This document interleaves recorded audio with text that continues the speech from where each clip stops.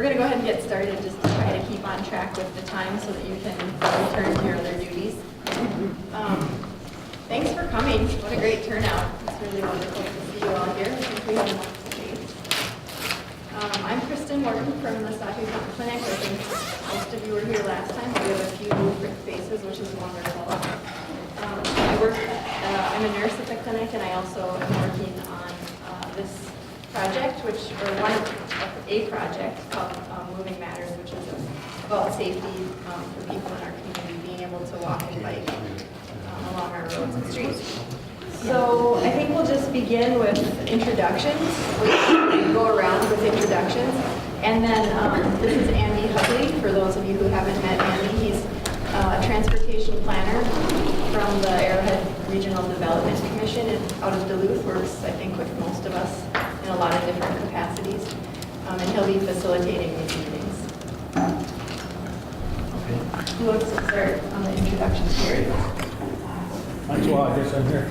I'm Jerry Henniker, and among other things, I'm the Safe Routes Coordinator for the school district here, active in all the other transportation issues as well.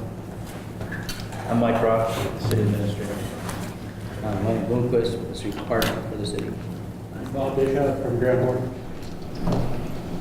Jake Hughes, Cook County Administrator. Joni Christensen, Public Health Nurse with Public Health and Human Services. Tim Nelson, the County Planning Director. Gary Gamble, Cook County Commissioner. I'm Mike Keyport. I'm the Emergency Management Director and also the Safety Officer for the Grand Portage Reservation. Patrick, do you want to introduce yourself? I'm Patrick, videographer for Moving Matters. I'm Lauren Webb, and I work at the Selective Milton Clinic on the Moving Matters project. Hey, Kirk, County Commissioner, District 4. Jenny Storley, Leeson, Town Board Supervisor. I'm Patty Nordahl, I'm from Leeson, and I work down as the Birch Grove Foundation Director, and I'm also SHIP Charter School Coordinator. Here for Talkie Township, you're representing the board. Ken Kennedy, Grand River City Council. I'm Harris Mills. I work at out of the Wellness Center at Grand Portage, and I'm concentrating primarily on school garden and active living. I'm your declaring director of the SEP conference. And you, sir? Introductions. Well, Who do you work for? my name is Lee Lundy. I work for the Cook County Sheriff's Office. All right, everybody. Well, we've got a full agenda, and it is definitely my goal to get out of here by 1:30, as I have other commitments as well. So what we've talked about at the last meeting a lot were what we called the elephants in the room, and there was I heard from folks they wanted to continue some of that conversation today, so we're going to start out with that. I went through the meeting notes I had after the meeting, and we didn't identify some things as elephants per se, but when I looked at the notes, I thought some things jumped out at me as elephants. The one we talked about most heavily last time was just dollars. What does active living improvements cost, and where is that money going to come from? But there was also discussion about social stigma against non-drivers, that people aren't active because they don't want to be seen not driving, because there may be some thoughts about their situation in life or whatever. We also got into a little bit of property rights, and then within that, developer requirements for infrastructure. Should a community, a county, a city require that developers participate in active living infrastructure when they are developing their property? Other ones that got a little bit of play, and snow removal is one that didn't really come up, but snow removal from sidewalks primarily, that comes up in every community I work with on active living as the number one concern. And then I also talked a little bit, I was able to glean out that I think people here often have different definitions of what they think a road is and what they think a street is. So we can talk a little about that. Does anybody have any other elephants that aren't written down here that you want to talk about before we get rolling?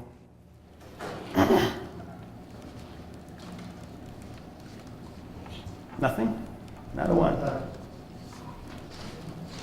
Same, I can put down the copy that reallocation of resources.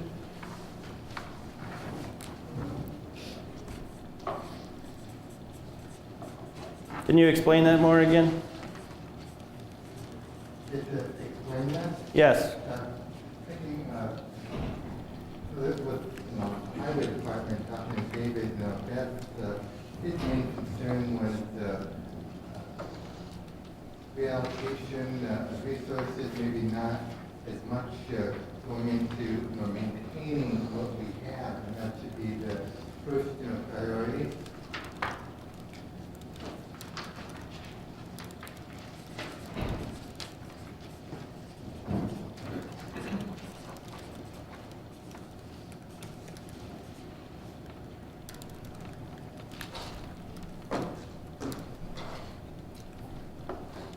Anything else that anybody wants to talk about before we move on? Yes? Well, I think busy people see walking, for instance, as a time issue, and they see it maybe primarily as recreation. And so I think we could look at how we could get walking to be within the time of busy people. That's a good one. That's a common. Walking is something you do when you want to exercise. Driving is what you do when you need to go get something or do something.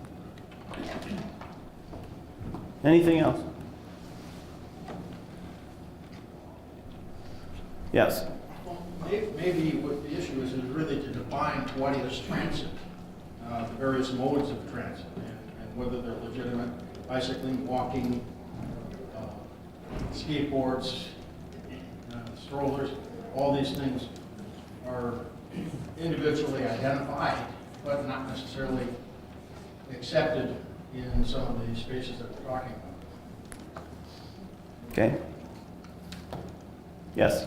I would ask, given you facilitated this process, if there are any that are significant that have not come up in our discussion that are not on there. I don't think so. I think we've covered pretty much everything I hear around the region. Snow removal was not really discussed at the last meeting. That is always brought up. What are the current snow? Maybe we talked about this. What are the current snow removal policies for the city? For on sidewalks. On sidewalks, we only have a limited number that we plow, and then we have an ordinance that says everyone's responsible for shoveling their own, but it's not enforced.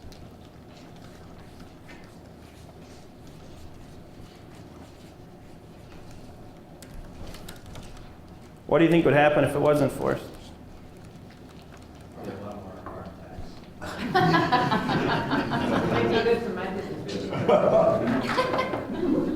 So what your real answer is there's a lot of concern about older folks in general and having to shovel.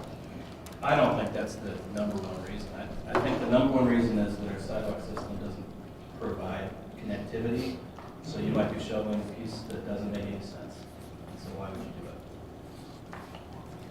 Which makes me think about that idea of maintaining what we've got. I think that's why we keep the sidewalks open, that the city maintains, the city funds, those that aren't part of the city maintenance are really not connected to anything. It doesn't really make sense to shovel out a block of sidewalk when the next one doesn't have sidewalk. So I would say if you enforce that, that would be public outrage.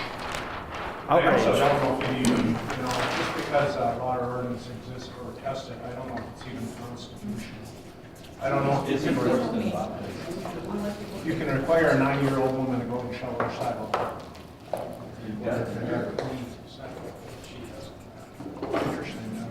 Mike, does the city have some sidewalks that are already priorities to be maintained? And could you talk about what those might look like? Yeah, the idea that we do select a few routes that we're going to go ahead and maintain, and it's the same with the county and their policy. That these routes are used, they connect to public routes. For us, what we maintain is First Avenue that goes between the downtown area and the schools.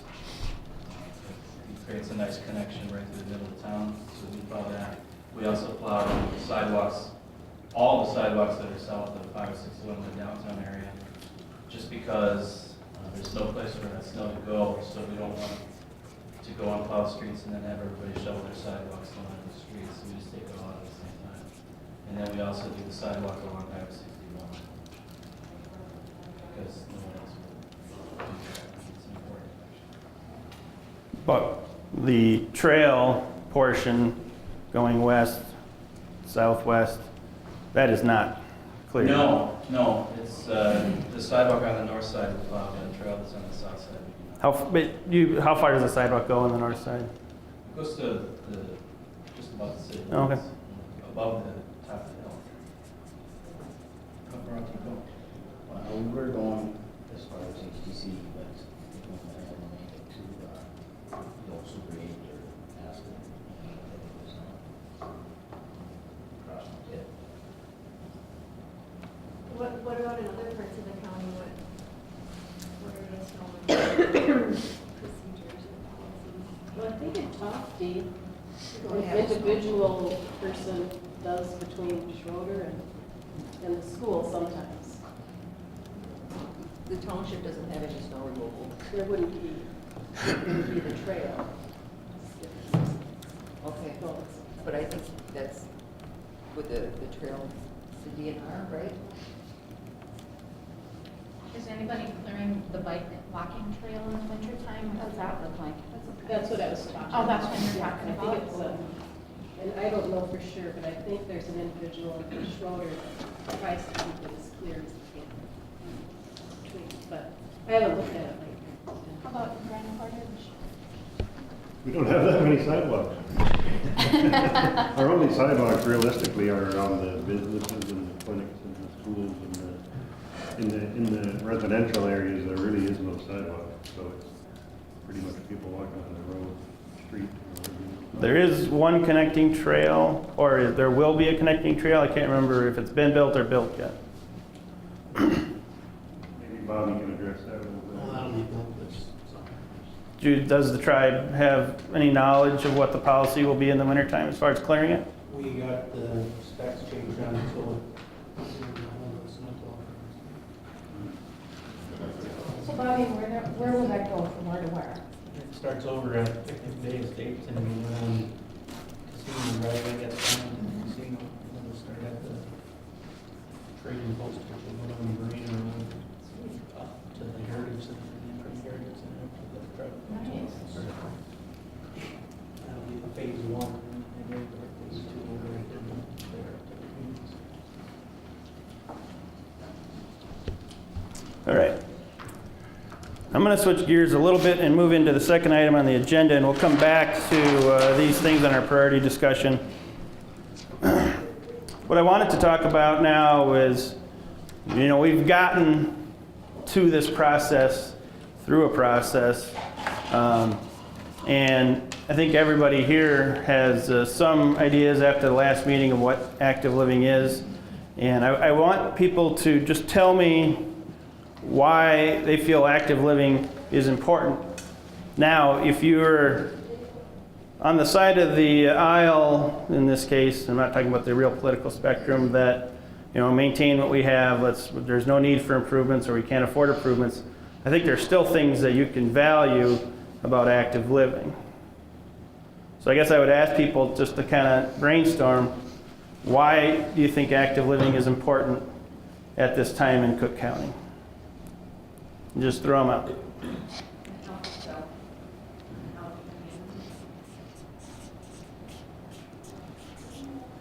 Safety.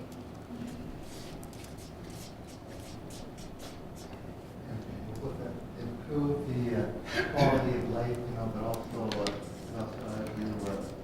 extend, lifespan too. Without living.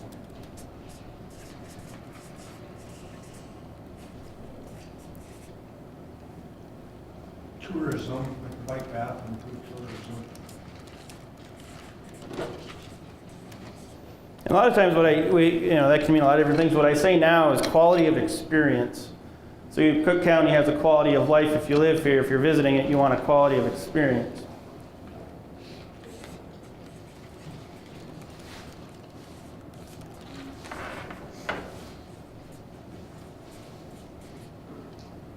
Active living contributes to a sense of well-being.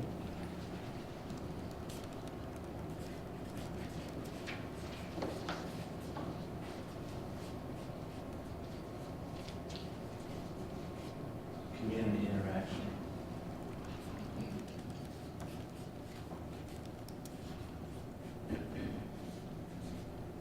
It's for all people.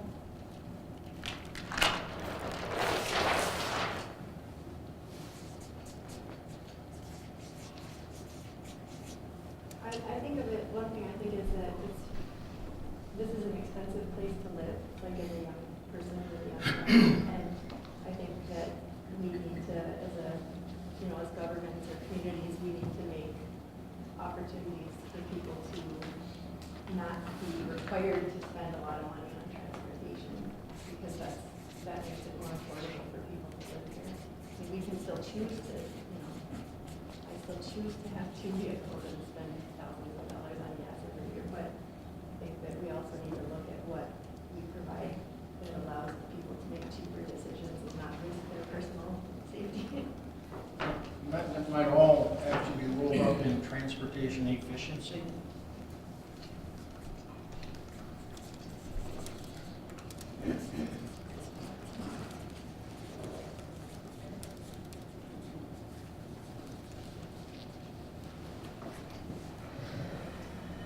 Yep. Community development, maybe this is what we need to think of when designing new roads or improving existing roads.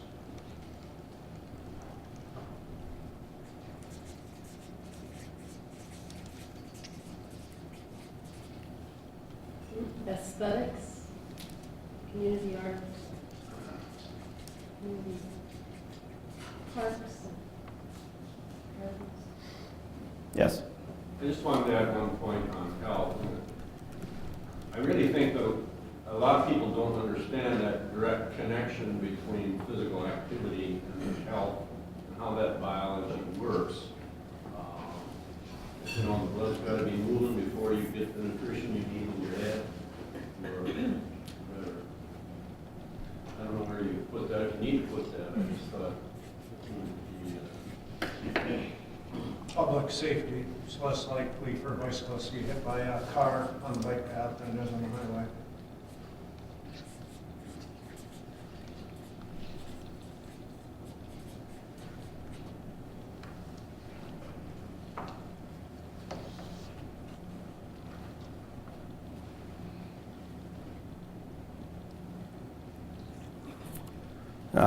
Things we hear about, they're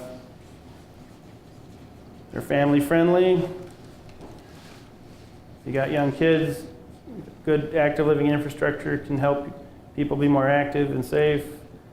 And with the aging population,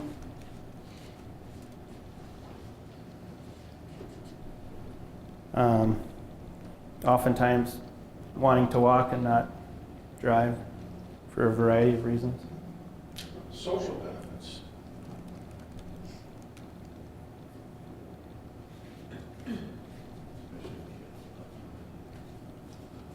I'm sure you have all noticed, and I'm sure the sheriff department knows this, but people are really brave when they're in their car. And you see the same people on the street, and they're not nearly as brave. I don't have a lot of people giving me the finger when I'm just walking around. In the car, it seems like it's ubiquitous, and it's always surprising to me who it is. It's like, that woman's got to be 80 years old, and she just gave me the bird. Maybe I'm if that happens, I must be a bad driver. I'm glad you brought up that socialization, because that's one I normally don't hear being brought up. It is, I think, an important component of my life, walking the Gitchigami trails, walks with a friend in the new YMCA. I'm always hearing people who are talking about going there and talking to others on the terminals and so forth.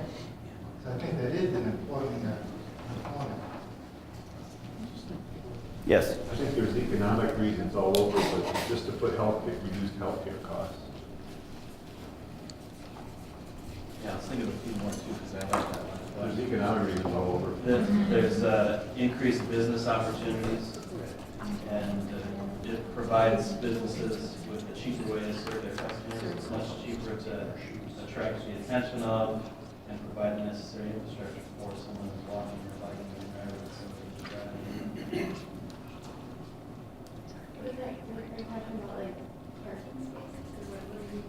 Well, and just imagine how you would attract the attention of someone driving on Highway 61. You need a big sign, you need a place to go to the park, you need to be, those things are expensive compared to attracting the attention of somebody walking on the sidewalk on Wisconsin Street and seeing if you need something interesting in your window.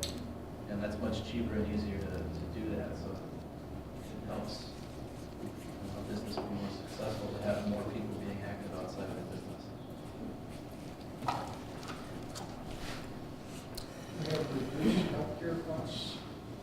Yep. Yes. Something about how it's true to kind of our history and the lifestyle people live here. People don't usually move to Cook County to drive and to live in a house. And, I mean, it depends, but in general, especially people who are moving to Cook County, part of the draw is to have an active lifestyle. And so I think making that safer more easy, not just on the trails, but in the other parts of life.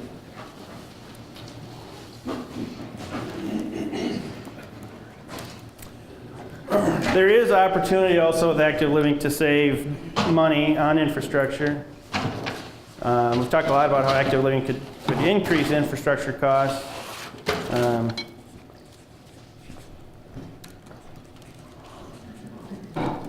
The example we give, and this is a big example, back when I started at ARDC, there was a huge push and try to get bonding dollars to build a parking ramp at UMD.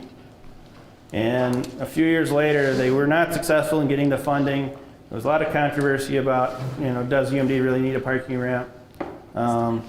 We advocated that to get a grant to actually let college students ride the bus for free for 2 years.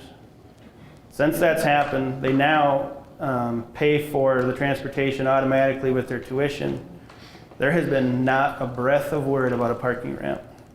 When I get on my bus going downtown on 4th Street, there's 3 buses in a row packed full of college students. Boom, boom, boom. And we're talking in a row right behind each other because they have too many people lined up at 7:30 in the morning to carry them all on 1 or 2 buses. So we do have success stories around the region of how you can actually save money and significant amounts of money by thinking outside the box. And we took a lot of heat for trying to push that grant through and to spend that money on college students instead of putting it in pavement. And I'll be honest with you, I don't know if we could get that done today with the changing dollar environment for infrastructure. But it's been wildly successful. Save money on the wear and tear of your vehicle. And we'll use less of our fuel resources that we seem to be lacking.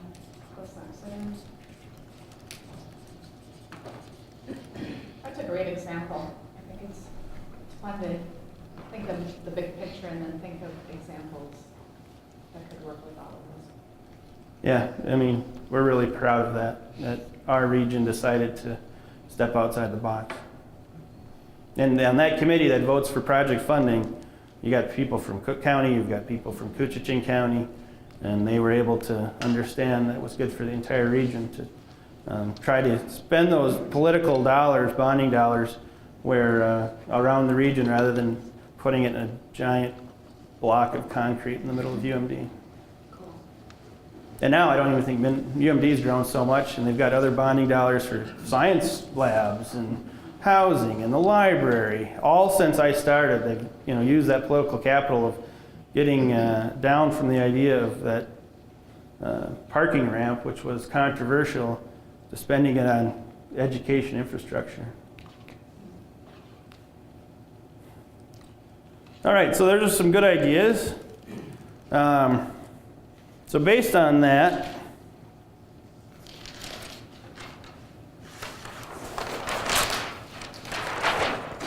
we'll just establish a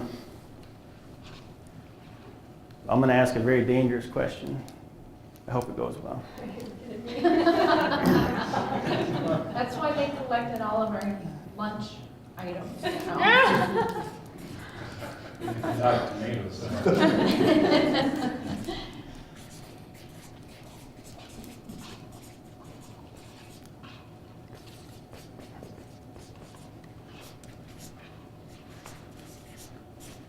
So based on all the elephants in the room, and then all the benefits we talked about with active living, in Cook County, should we be doing this process? Yes.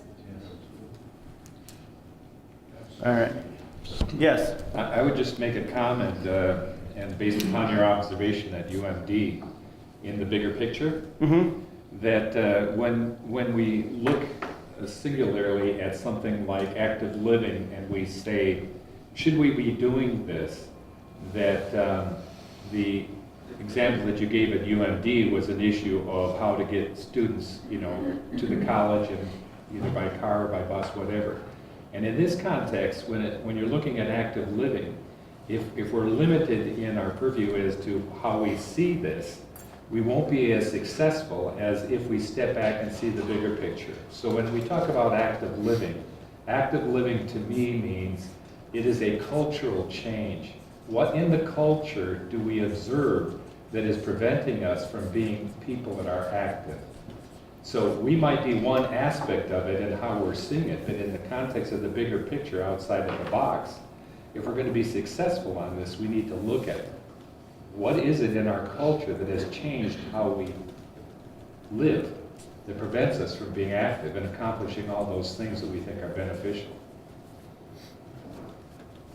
I have a little personal tag on that too, taking off my work hat here. But I think that's really important. And I really struggle with that personally because I feel like almost my entire life I've lived in rural areas. I'm a rural person. This is who I am. It's who my people are before me. And I feel really uncomfortable with the fact that my transportation costs me so much financially. I'm not proud of these numbers at all, but we just finished our annual family budget and we spend almost 40% of our income on our cars and gas. And that is not, as far as my personal values, that is not something that I value that highly in my personal value system, that I should be spending that amount of money on it. But so I really struggle with this issue of how do I remain true to who I am as a person, who my people have been before me in my family, and not, I'm not moving to town. That's not an option for me, but how do I balance who we are and our rural identity with the fallout, the consequences of spending so much time in our car, physically, the consequences for our family of what that means, of less time spent together, the economic sort of thing. So that's personally, that's sort of my core dilemma in this whole issue, and I think that probably other people feel that way too, because most of us don't live in the city of Granbury. And so I hope that, selfishly, I hope that we can sort of come to some kind of answer to that, because I don't know if we continue on the way we have with transportation costs and the health, side effects of being dependent on our personal vehicles. I just don't know that that's sustainable in a lot of different ways. Yeah, I have a 50-mile one-way trip to work, and there is no carpooling. There is no one going up the Gunflint Trail at 6 in the morning. And I struggle with it. Well, it used to be moose, and we don't even see that many of them anymore. So. If I could ride a moose to work, I'd be happy. I Yes. think we all make choices when we move here. We all make choices whether we are already living here, we want to live out in a rural area, we want to live in Chinese Schroeder, and so we have to make and adapt different situations for our lifestyle, and it's hard. It's very hard. I think the word that you said was rural identity, and I think that is what I don't remember who was talking about different, or I guess it was Gary talking about. Okay, so we can talk about infrastructure, but there's other things reasons people aren't active. It's a choice, and one of those part of that choice is Cook County is rural. And people live here because they don't want to live in the Twin Cities or Duluth. And there's obviously good reasons for that. But it does come with a rural imprint, I guess, on your brain that says, I live in the country, I live in the woods, I live in Grand Marais, and that rural identity has to be balanced. You know, anytime we look at these things with active living, that's one of the education components that's going to have to be dealt with. I wonder if, some of us look at active, living, differently, being way out in the shore to 35 miles away. I look at active living and thinking, well, it's just being more active physically, getting out there, exercising, more way down the shore that we can't now, not practical to walk, You can walk to the county commissioner meetings. Bike day, exercise, well, in Grand Marais or close to it, maybe looking at it forms to get to work or buy groceries or whatever. But you can't look at it that way when you're so far away. It's different. And I think, we've had a lot of conversations with Tofty folks in the last 6 months about getting the Gitchigami Trail through town. And there's little things, there's, yes, it's small, but there are streets. And how do those streets become more active, even though they're a tiny little street? There's ways. So I think, one of the big driving connections for the entire county is Highway 61. From Grand Portage, Lutsen, Grand Marais, Tofty, Little Marais, that Highway 61 corridor. And what is true in Grand Marais regarding that corridor is actually true for most of the other communities on the corridor about crossing unsafe, high speeds. There's a series of discussions there that can benefit all those communities in some way. It's my understanding that there will be a streetscape process going on, a design process after we're done with our work here. It's one of the things we're leading up to. And I do think that process can benefit all the communities on the North Shore to see how it gets addressed in Grand Marais and see what they can take back to their community. Yes? Well, for me, the question is, should we be addressing active living? And if we do, does it alleviate some other problems? And we've listed a whole bunch of those: healthcare, transportation costs. Say more specifically, which would really be a cultural shift, was if there wasn't a stigma associated with riding the Arrowhead bus, for instance. Pretty well guaranteed there is a stigma. Very often it's like, well, you don't have a license or a car, therefore, it's not true for those of us that take it up to Grand Portage every day. Nonetheless, throughout the Arrowhead region there is. And so that's one of the things that we could do, try to remove that stigma. That is true. County commissioners to ride that bus every day. I remember when I was a kid, if we saw somebody walking or biking, it was, guess who got another DWI? I mean, that's what everybody thought. I think though active living though is different for different people and where they are in life. Kids, seniors, people with handicaps. Not just a matter of getting out on a bike or walking. It's about incorporating just the concept into your lifestyle. I think that gets some of what you're talking about, Gary, is what are the cultural things that lead to an active lifestyle. I think that we need to kind of pay attention to how it can be done, even on a small scale for different groups of people, and not necessarily focus entirely on just the aspects of getting out and walking or getting out and riding a bike and providing access to work or school or that kind of thing. It can take a lot of different forms. Yes? Yeah, I was going to say that I think on the cultural level that there are unintended consequences. There are also things that we are not knowingly aware of that contribute to active living and all of the benefits that we've addressed at some degree. So those things unknowingly that we benefit from because our culture has sort of defined that for us is one way of looking at it. And as culture shifts, the unintended consequences unknowingly all of a sudden become evident to us, and then we try to mitigate accordingly. If you look at Europe and you say, okay, Europe has a culture where the bicycle sort of is more king, I would put it. And culturally understanding why is that? I mean, communities that are designed with small streets and historically are still sort of emulating what they were, that their modes of transportation and things are conducive to how they defined them years ago. And I think it's part of that understanding that helps us understand how do we get from one point to the next, because there are examples of how that's been demonstrated elsewhere. Has it evolved, or has it been intentional that change takes place? We have a lot more bikes on the road too if we have $8 gallon gasoline, so I think Well, that kind of gets to the point of, what choices you make because of those cultural, positions. If in Europe more people ride bikes because the cost of owning a vehicle and maintaining that kind of a lifestyle is that much more expensive. You have opportunities to do things differently. We're not yet confronted with that, but I think there's a lot of people that do consider the alternative to owning a vehicle, biking as an alternative option to that.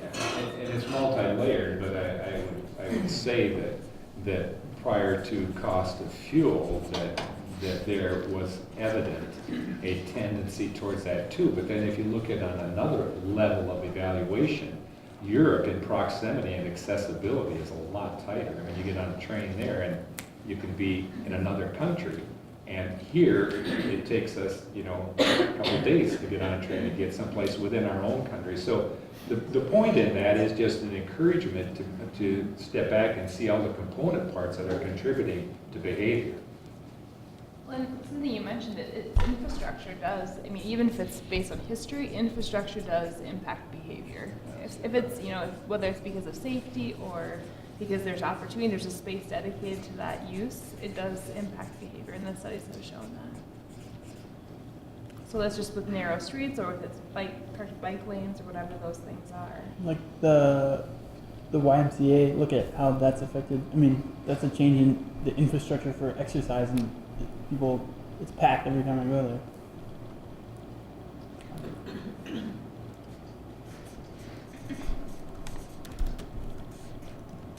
Do people talk about the YMCA not having enough parking?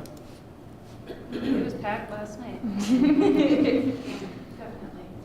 And I would say not just parking, but there's been conversation about safety with people with using different modes, people walking from school or up there, and people driving. Right now we've got high stow banks. It's awesome, but there's also new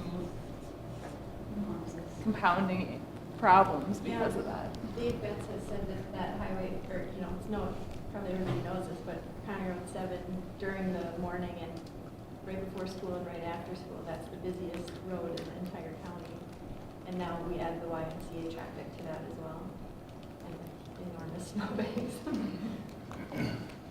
I looked at the cars there, and you think of changing your mind and your culture, and sorry, I'm a car person, so just so you know, I know what car you drive.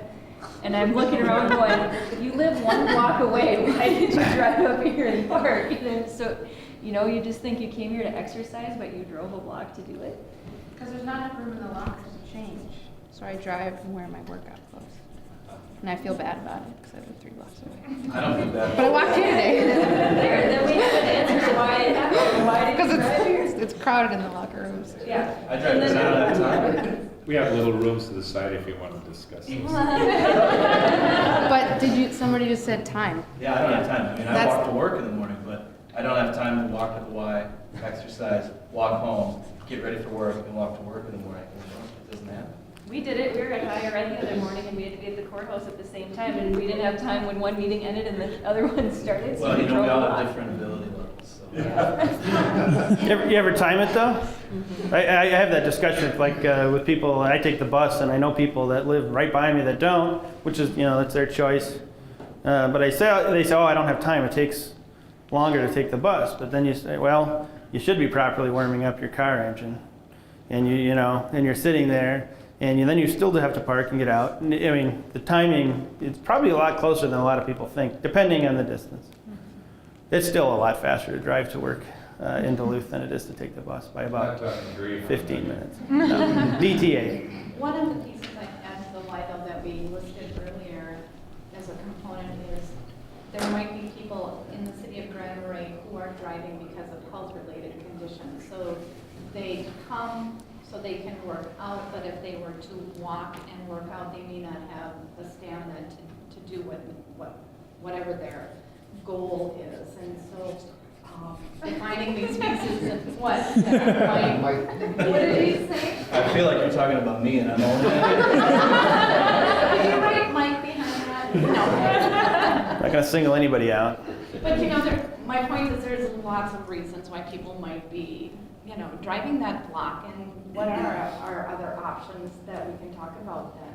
But if it is, it's something where it's an issue that there's not enough space, there's not enough blockers, and we know. I mean, I think everyone knows that right now. Anyway, it's just the planning. People didn't expect the kind of response that they got, but people know that. That's something that can be encouraged. And that if that means that, not to pick on you, Gwen, but Gwen doesn't have to drive her 3 blocks. If that's the barrier and that's removed, then that's But maybe then the fixed part would be the blue bus comes here periodically during the day and picks people up and brings them home around town or something like that. That I don't know where I'm jumping ahead to creative ideas, but that's where my brain goes of what do we already have in place for some systems from we have the blue bus goes to the West End how many times a week? Not very often. Well, they right? have to have 5 people signed up in order to go, and I have yet to.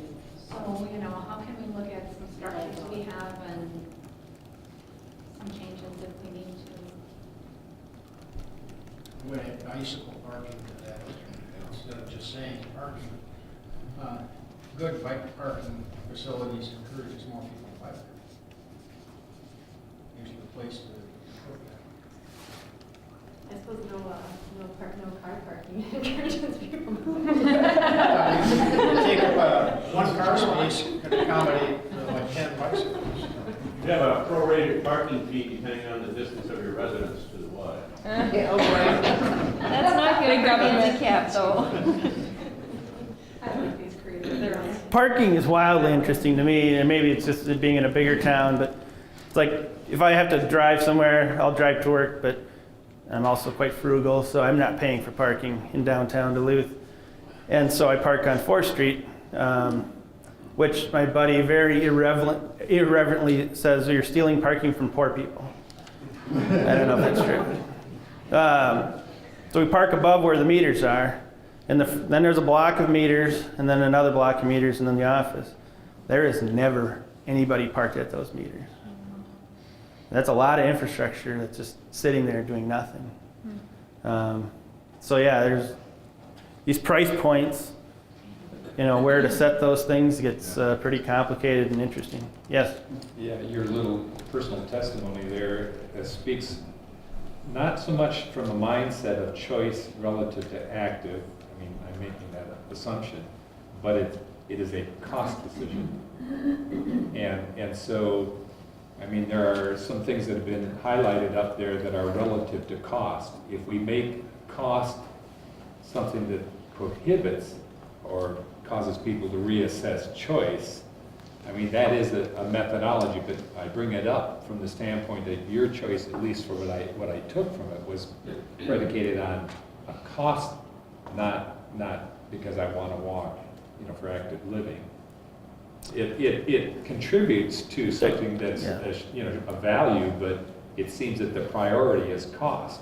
And so when you're evaluating this for each individual, we make choices. So we choose to live here. Our cost for that it's going to be more. At the point that where cost becomes less flexible for us, then we have to alter our choice. And so it's, I guess, I would be reluctant if I'm looking up there to say that what we try to do is force people into decisions that don't give them freedom of choice, so to speak. I understand that. That's a big, broad discussion. Yep. So what I have been doing is, we really haven't gotten into it, but I've been picking out different potential policies that you people have been talking about. Somebody said raise the price of gas to $8 a gallon. And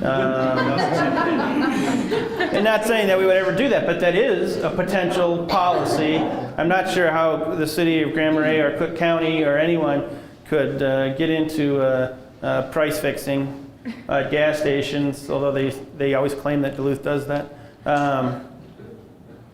But, you know, it's maybe a national policy. Riding the bus, we would be thrown under the bus. The state does that with the gas tax. Correct. Sure. To raise money. Yeah, and that's what. Infrastructure, so. That's the European example is gas in Europe is more expensive. There's less refineries.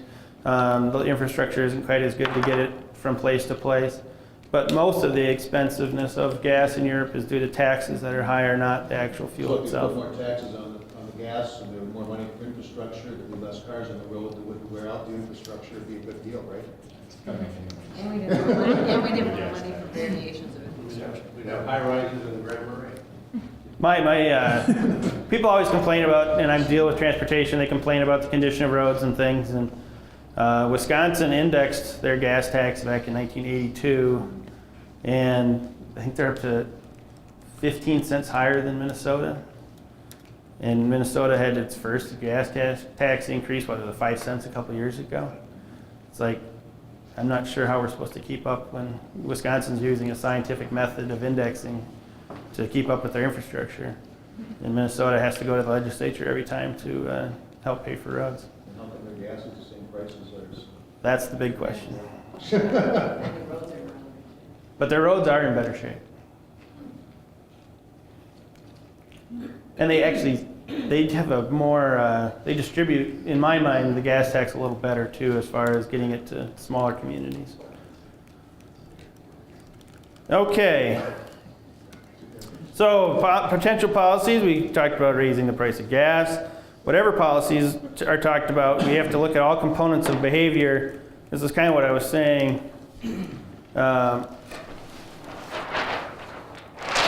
know, we're talking a lot about infrastructure, but even if we build the infrastructure, will people become more active? Can we answer that question?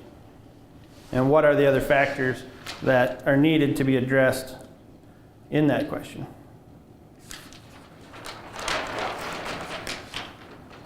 Somebody brought up the YMCA and the fact it exists. That was obviously not necessarily a policy decision, but there sure as heck was a lot of decisions being made by a lot of different people to make that happen.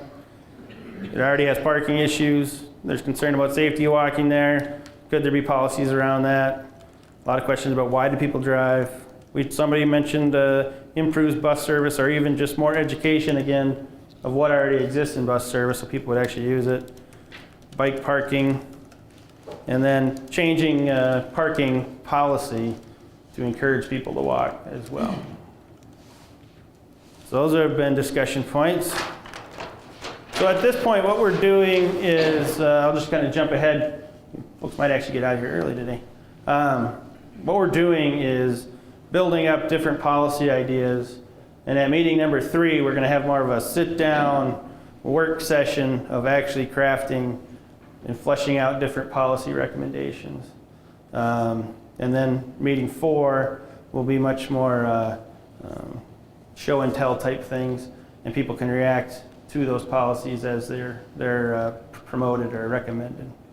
So I'm just kind of now just writing down different policies I've heard and that the committees can glean from, and then start that next task. What I was going to do was try to create an active living visioning statement, or vision statement, excuse me. And are people willing to do that, or would you rather still talk about potential policies? I think maybe, actually I'm kind of going back to myself here. I think I may be more, yes sir, go ahead. Yeah, I would back to elephants in the room. Sure. I would add on that process. Sure. Okay.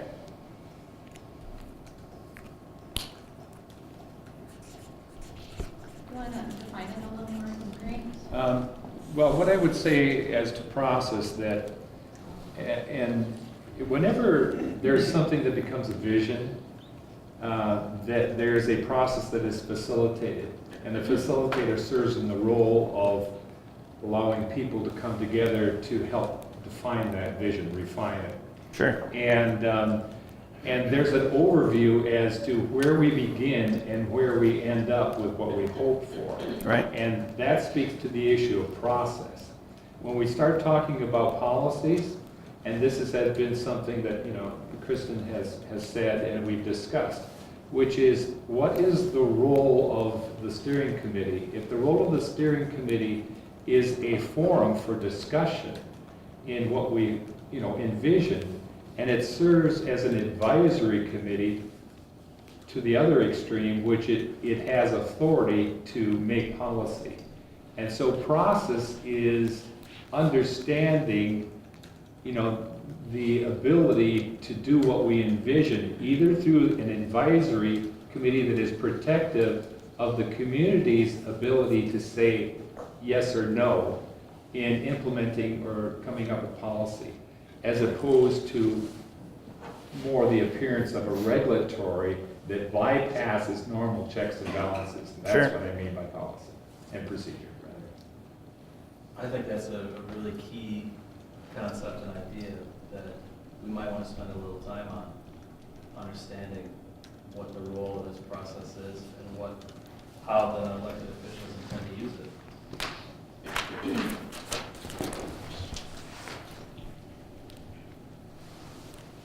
Sorry about your idea of getting out of here early. But it's a good foundation question, it feels like. So what kind of factor is included in this process? It seems to me that would be key. You want a group that's set apart. Certainly don't want a group that's coming up with a vision that is contrary to the elected officials that are going to be key to make that a reality. So, what is the role of inclusiveness? How do you achieve it? So that you're not just spinning your wheels. It looks like we have a fairly inclusive group right here. I mean, they're not, no group is ever going to be all the people.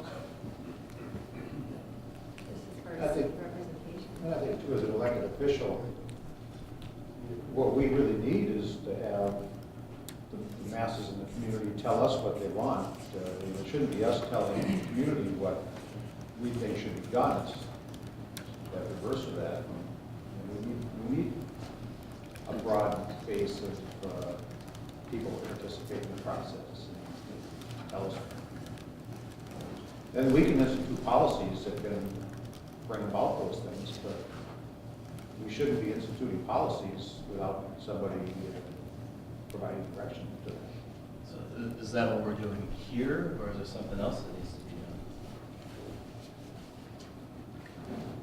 That's an open question. It's not That just is the a- question. That is the question. And what I would say is that I agree. I mean, inclusivity, each of us have an understanding of what that is, but as elected officials, we represent people who entrust to us responsibility. Therefore, that means that, to your point, Tim, that we want to make sure that we're reflecting those that we represent.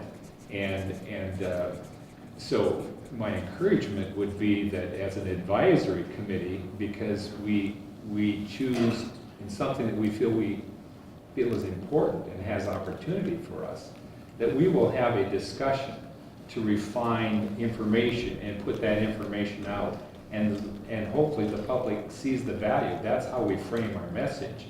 We don't spin a message, but we frame a message, and there's a distinct difference in that. So when we put it out to the public, we say, this is what we have looked at, this is what we've considered. Here we see both the benefits and here are the risks. And you can take that information that we've chewed on and evaluate it in your own context and either affirm or not affirm. But what we do is we protect the public's right to be able to, by referendum or whatever method, to demonstrate that we entrust this ability to say yes or no to the things that will affect your life based upon your values. That's why I think that's important. Apart from we feel we have spent the time and we know more and we are the decision makers and therefore just trust us, which alienates that inclusivity bit and that representation bit. So I think that's a very delicate dance, and it's a healthy one to the extent that we do that genuinely, as opposed to in the back and figure out how we got to represent this in order to get away with it. You know what I'm saying? Right. What some of this that you guys are saying is making me think about two things. One is that through this Moving Matters project, we're meeting with groups of people, you know, all over the county, different geographic areas, and trying to meet with people that don't typically show up to public meetings, you know, trying to go to the young families, trying to go to different groups of people. And so we have been gathering quite a lot of feedback from those meetings, and we'll be having lots more of them. And we've been wondering how we can pass that on to the elected officials, to this group. So if anybody has, you know, if you have concrete ideas for how we can do that, we'd love to. They're all videotaped. You know, we've got it that way recorded. But the other thing I'm thinking about from this idea of, you know, people being able, the constituents or residents being able to have a say in this type of thing, it's just making me think of like this is just one example, but I'm thinking about like the Public Health and Human Services Department. Some years ago I sat for 1 year on their committee that they have, and then there's like a planning and zoning commission, and it's just what you're saying is making me think, do we have any way that, do we have such a committee for the highway department? Or, you know, do we have such a way for the public to have representation in the highway department's plans, or the, you know, the 5-year plans that are drafted, or how projects are prioritized like we do for these other departments?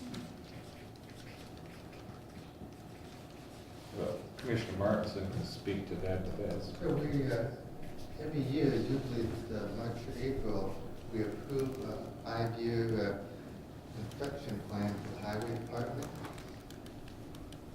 So we're going 5 years, you know, out. And it's mainly the use of state aid money that we receive that's being allocated, plus some levy money being added, mainly state aid.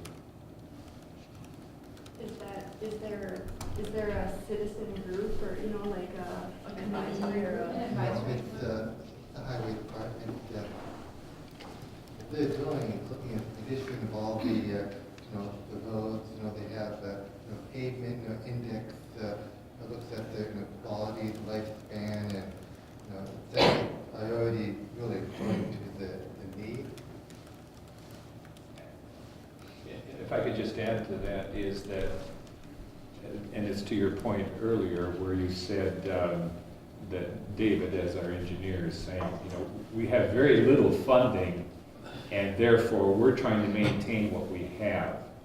And I think in the discussion, what we've said is awareness of things that we'd like to see if opportunity presents itself, that when we prioritize those limited funds, or we speak to legislature, both in the state and the federal level, to try to get more funding for highway, which has been very difficult, that then maybe we would be able to address some of these things on a level of priority.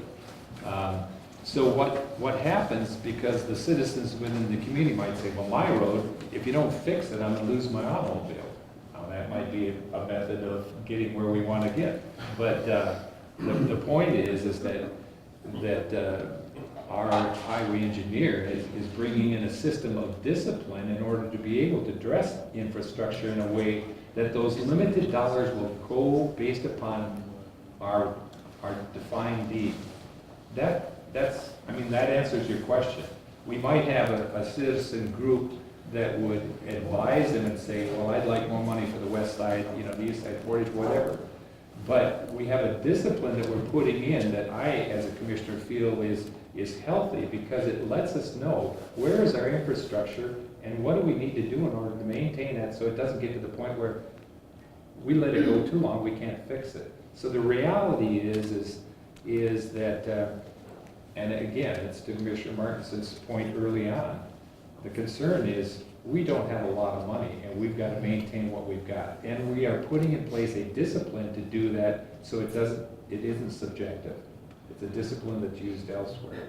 Which I On think the is other hand, helpful. he said that he doesn't have enough money, so there's a prioritization is happening.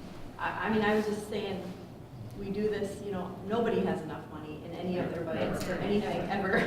So everybody's prioritizing all the time. I was just thinking, it's just one example. There's probably other examples. Does the city do anything like that with, or Grand Portage or the townships? Do you have ways that your citizens provide a format for input on any kind of capital plans or any kind of Well, sure, for the townships, at the annual meeting, usually citizens, vote to,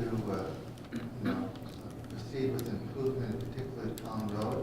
However, it's only Schroeder Township that there's a very small segment, cemetery road, I think, in town. We got 1/3 of the line over road. But they have several roads in, Schroeder that are maintained, and none in Lutzen, I believe. But in Schroeder, it comes before the townspeople at annual meeting, and they vote on whether or not to proceed with improvements on any particular road. Recommendation probably made by town board supervisor. But getting back to this process, the county is really the same thing as MnDOT now. I think very disciplined, based on needs, statistics. However, I've seen with I don't say subjective. Sure, many projects done outside that. I know MnDOT hasn't been happy with the legislators going outside the process and putting it in state bills or federal bills. Overstar was really good at that, and oftentimes, I support Overstar. My district benefited big time from what Overstar did, but oftentimes Overstar in the transportation bill put money for projects that were not the next in line for funding, according to MnDOT. According to an expert that studied it, that wants you to trust them. That's the same conversation that we just had 10 minutes ago that we're talking about here. In terms of what the city does, we are guilty of this too. Most of the projects we do are in response to requests from citizens. We don't have a plan that's nearly as elaborate as what the county's put together, which is a great effort. But I would say that here's an opportunity for us to reflect and think about, are we using the same elephant in the room process for this kind of decision making than we are for other ones? And I would certainly welcome some more conversation about how we do get public input into that capital improvement planning, because we don't do enough of it. Yeah, I think that thinking to the city, Park Board operates, and we make capital investments in our recreation park based on recommendations from our Park Board, which is involving citizens. We certainly don't do it with regard to city streets. It's totally separate. It would rely on Lenny and Mike to give us good advice and tell us where things need to be done. But we don't have a public process. We don't have a citizen committee. Is there a 5-year plan? But I would easily argue that the county's process. You sure we do. The next 5 years. They're based on discipline and not political, influence. I see it all the time. There's an individual now that's been lobbying me to, make a claim about 10-ton, help the businesses, but no, it didn't fit. Let's say, planning into what is deemed the highest priority, looking at the road count, condition of the road, all that stuff, by a highway engineer. And I don't know if there's a city doesn't have the capacity staff, probably if you're looking at, the pavement It's index, a little bit things like different. It's that. more on the maintenance side, the city's looking at it on an annual basis. Sure. But still, it still points out the fact that, we're talking about roads and street projects. Sure. We kind of do it ourselves, and when we're looking at other types of projects, Sure. we do involve, citizens and advisory groups to help us make decisions. It's kind of interesting just looking at that correlation. Maybe we need to rethink how we look at streets and roads and how we involve the public in that process. How did Don't involve them. What kind of input did you folks have up at Grand Portage with the sidewalk plan? That was before I started. Do you know, Mike? You mean the new trail? Yeah. It was I don't know where it started, it was a grant situation. Grand Portage had a federally funded transportation plan completed, and it was recommended as part of that plan to connect primarily kids from one area to the other. And I didn't do the plan, it was done by somebody else at ARDC, and so I don't remember exactly where the trail goes, et cetera, et cetera. But yeah, it was part of a bigger transportation discussion, and it was prioritized high, and they went out and sought funding for it. Tim? Yeah, kind of bringing it back a little bit to this particular process and the public participation. I see this from my standpoint as the county planner in dovetailing into our process that's going to begin fairly soon. We have decided to go for updating the comprehensive land use plan, which has transportation plan kind of dovetailed into it. And we would really look to see this process kind of folded into that, or see the results of this process brought into that process. That process is going to, or it's projected to last about a year.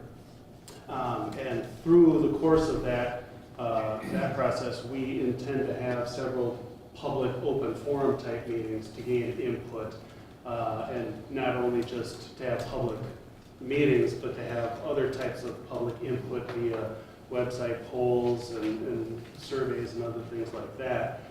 But I see the direction going, like I had mentioned at the last meeting, into two main directions. One is the public infrastructure that we have the control over, be it the city, the township, or the reservation there, in terms of what we can do to the public roads that we have. But the other aspect of that is the private developments, the planned unit developments, which, when we look again at the public input, every planned unit development or large subdivision that happens ends up being as a public hearing. And we've already introduced the discussion of easements for trails and things like that in a small way, but we can develop that further, and I anticipate that developing further through our comprehensive land use plan. So I see this step as kind of, stepping into our comp plan with an active living component to it. When we talk about active living policy, and maybe I wasn't super clear on this, but in just my mind, I'm not sure what other committee members have said, but I don't envision one active living policy. It's going to be recommendations for tweaking existing policies, zoning rules, how the 5-year plan is done, how the city prioritizes projects. And again, outside too, how MnDOT does things. Also in March, MnDOT comes up typically in March to the county board and outlines their next 4 years worth of projects. It used to be a lot more projects, but that happens regularly, and there's very little public input on that. I've held 1 million transportation public meetings for 5-year plans. Things are not exciting, and the public input is quite low. There are things that are exciting too. We did the Lake County Comprehensive Trails Plan. We looked at every trail in Lake County, no matter who administered it, and talked about wanting connections and advising on projects that should be done to make the trail more integrated and more useful and more economically beneficial to the county. And it was one of my favorite plans to ever work on. It was pretty exciting stuff of how the different entities started to work together, and held a public meeting, and there was 5 people there. These things happen. I think, we need also, I think, as part of this, to explore how better to get people involved than our traditional public meetings and discussions. So I think that can be added as... Could I just add one thing about communication, which is really important in this group? MnDOT, I found out, was going to be doing a road resurfacing in Lutzen. Correct. Starting this summer.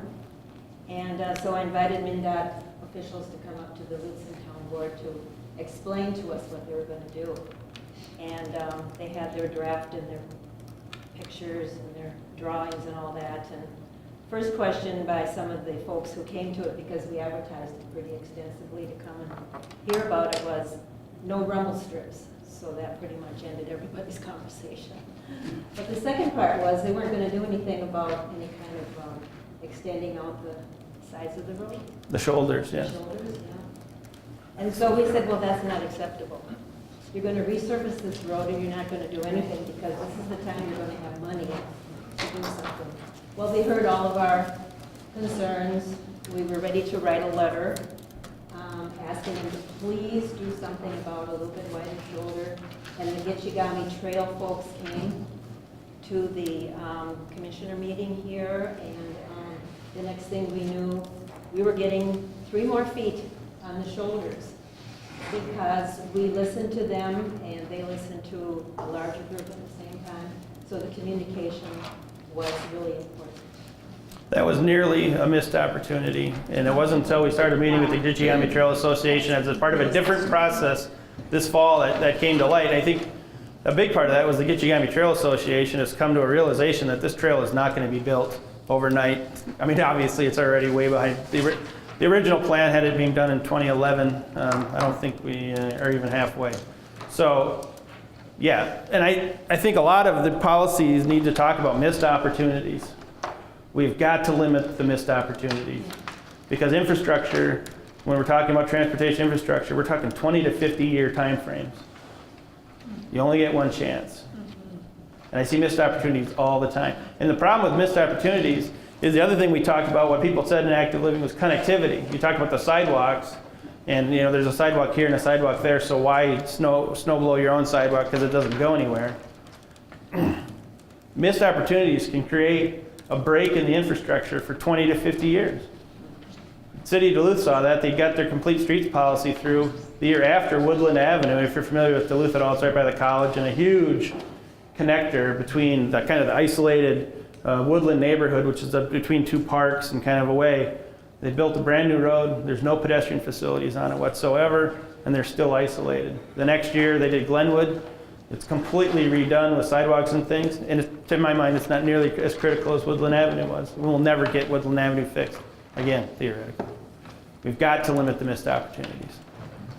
Go ahead, Bruce. In this whole new, thought, taking place, the last 20 years, which most of the enhancement projects that I've seen being completed from the state and northeastern Minnesota in particular have been with federal enhancement dollars, and they've dried up for the most part. There's some going through. You've seen them, and they're involved with the ADP group enhancement committee that approves getting these granted. Nothing at the level that was 2 years ago. And that's where most of the projects are being done. But now I'm hearing from the state, since they can't get, the money at federal level, that there should be a switch and that the money should come from the local level, city or the counties. For the most part, it hasn't before. Yeah, I mean, there is a funding environment right now that is going to increase the role of local government in the funding of projects. And there's multiple reasons for that. It's not just funding. It's having run a funding program enhancements for years. If you just give somebody some money that they have no stake in and say build it, a lot of times those projects aren't as good as other projects and they're not as well thought out. If you make them pay a little bit, 20%, it gives them a stake in the game and they're going to concentrate and it's going to be a good project because they have to spend their own money on it. It's the same with planning processes. People are, oh, just get us a grant to do a planning process, and I won't do it unless there's at least some local funding or some type of local commitment in there because I've seen how that goes. Yes, sir. I have one more comment about the role of process, I think that when we look at the difference between what individual needs are and what might be, the community good, there's probably always going to be conflict. And I see the role of a group like this, or a role of the leadership of elected officials, is to try to sort out the complexities of those issues, so at least we know what the common good is. So I think the common good has to be put there somewhere.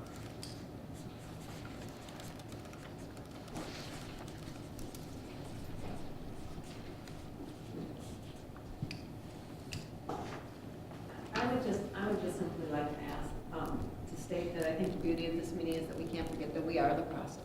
This is us. We're here, we're doing it. We don't need to wait for more people to come. This is an amazing representation right here of the county. And I think that that could complement what Andy just said, is that we are not here to make a policy. We are here to try to understand and listen and communicate and be part of the process, and know that there are multiple layers, that we can offer a variety of components, aspects of whatever that policy is, and we can share all of those with all of you who get to make decisions. We're not the decision makers per se. Some of you are, because of your roles as elected officials and your responsibilities in those. And so that's the value. This is an amazing group of people right here representing incredible components of everything that makes this county as a community group. So to me, the role process isn't just something that sits over here. This is us. We get to do this, we get to listen to each other, and then we get to ask Andy to just filter it down and sift it so we get to look at it again and filter it again. So I think it's really wow. And we don't get to go on forever. There's a finite moment, we have a time frame, and then we take this and it goes on to the next phase. And maybe some of us will be part of the next phase. I'm sorry, that last statement's completely untrue. Okay, good. We're going to go on forever. Every plan I've ever done, the last recommendation is do more planning. It's job security. I agree. Okay. I love that perspective. All right, so at the next meeting, we're going to sort out kind of what our final product out of this group, since we're not going on forever, looks like. And then we'll talk about specific things people want to see addressed in such a document. Do you want to just remind us when the next meeting date is? It's March 6th at noon. I'm not sure if we were going to move it up to Grand Portage or not.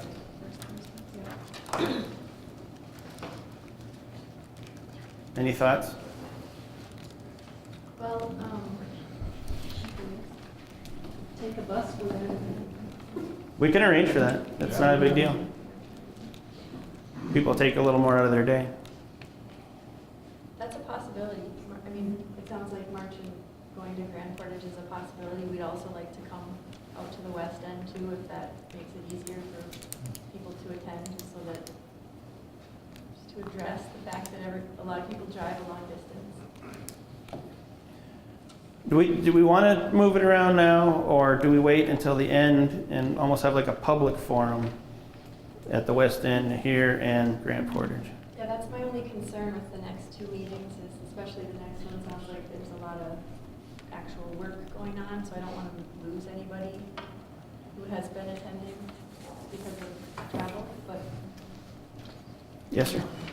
My comment, the personal take on it is that I think the accessibility here, at least obviously being in Grand Marais, it makes it convenient, but I think for people and the way you've arranged this at noon and provided meals has contributed to your participation, which is, I think is healthy. And if participation is what you're looking for, then I think your decisions you're making are contributing to that. I would agree that I think maximize the participation in developing a foundation of this platform and then moving it beyond that to the other parts of the community. That would be my position. Everybody agreeable to that? Yeah. All right. So we handed out an evaluation form this time. Please take the time to fill it out if you have something to say. I can take it if it's all about me. I know I only have good things to say, so that makes it easy. And just leave them at your spot if you have something to say, and we'll pick them up after the meeting. Otherwise, we'll be here March 6th. It's always easy to pick out meeting dates in March because February is only 28 days, so you always know a month from now is exactly the same day it is today. The whole rest of the year, I have no chance. So, all right, thank you, everybody. Thank you.